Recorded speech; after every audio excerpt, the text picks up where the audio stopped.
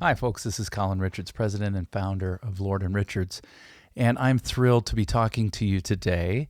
And in this episode, we're going to talk a little bit about the emotions of investing, and specifically, I'm talking about greed and fear.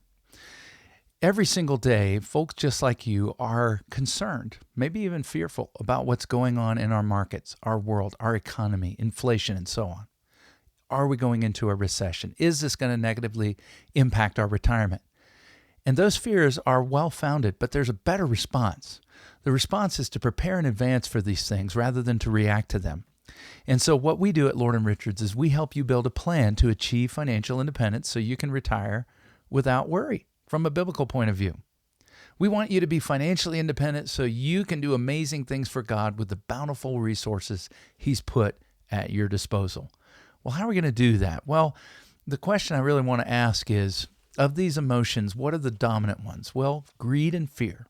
Greed and fear. And greed, honestly, is just another form of fear. You know, watching the markets and working with clients over the last 2 decades, I've learned a little bit about investment behavior in the face of volatility. And I've got to tell you, I've learned that people have a lot of destructive emotions and behaviors that come from those emotions when markets start to turn down. But you know, sometimes I see destructive behavior when markets are going generally well. I'm going to call this first one FOMO. You know that expression, fear of missing out. It's really just another word for greed. The thought that, you know what, I need to be in on this. You know, others are talking about it. They seem very happy. I want to jump in and get in on it. And what so often happens is people are timing that right at the top of the curve of investor enthusiasm right before that peaks and comes back down. And so in the first place, you got to recognize this urge in you. You are going to look at investments and have the tendency to fall into FOMO during good times.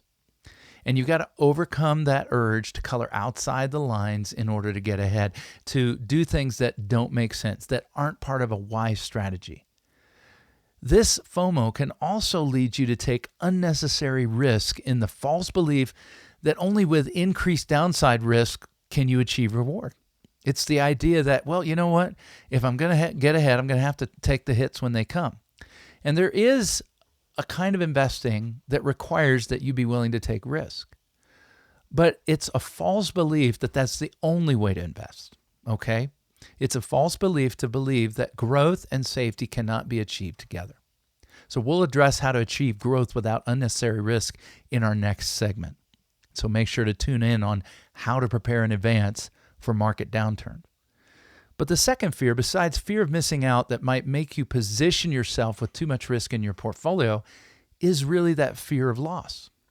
And some people pride themselves on saying, well, you know, I don't have that kind of fear. Well, a little bit of fear is healthy, right?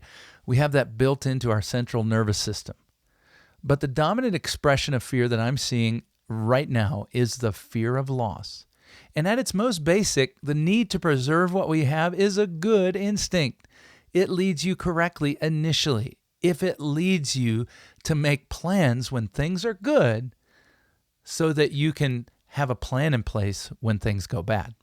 Now, it doesn't mean if you don't have a plan now that it's a bad time to make one. Any time is a good time to make a plan if you don't already have one in place. But your plan should start with your own feelings about risk. And it's particularly good to do this in an environment where we're not experiencing insane volatility. With the recent reprieve in markets, it's a great time to sit down and say, okay, next time that happens, what do I want to see as kind of a limit on the downside? And then contemplate that loss, what it would mean to you, how long it might take to recover, and decide what you can really live with. We call it at Lord & Richards your uncle point. And in our process, which we call a financial independence review, we'll sit down and have a really intelligent, well thought out, well-reasoned conversation with you about risk. And then you can make the decision. And once you've got that baseline in place, devise a strategy that will greatly reduce the likelihood of you exceeding that baseline, going beyond your downside risk. You say, well, I don't even think that's possible. Everybody tells us 60-40, right? 60% stocks, 40%. Well, there's plenty of information out there to suggest that that old rule is dead and buried, okay? You need to base your risk on your goals and your dreams and your objectives and what would happen if you lost. And it is entirely possible to build a plan and build a strategy that will address this in advance. Do you think people made money during this last downturn or the one before in 08, 09, or even during COVID? Do you think it was the people who prepared in advance or the people who wait and let it happen to them? Above all, and here's something I want you to walk away with. If you've got a good plan and it's pre-addressed downside risk and it's built-in protection, then stick with the plan. Stick with the plan. If you find that your losses are exceeding your downside limit, that may mean there's a problem with the plan, right? The plan didn't have the right tools. It didn't have maybe the right wisdom.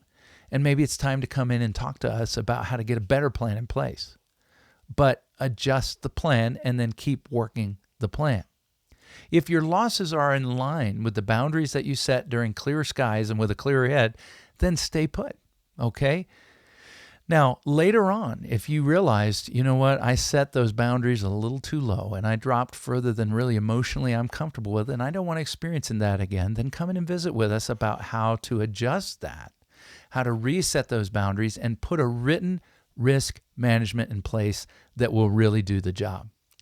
Here's the problem, is sometimes I see people responding to fear and deviating from the plan during a market downturn, and that's foolish behavior. It's self-destructive behavior.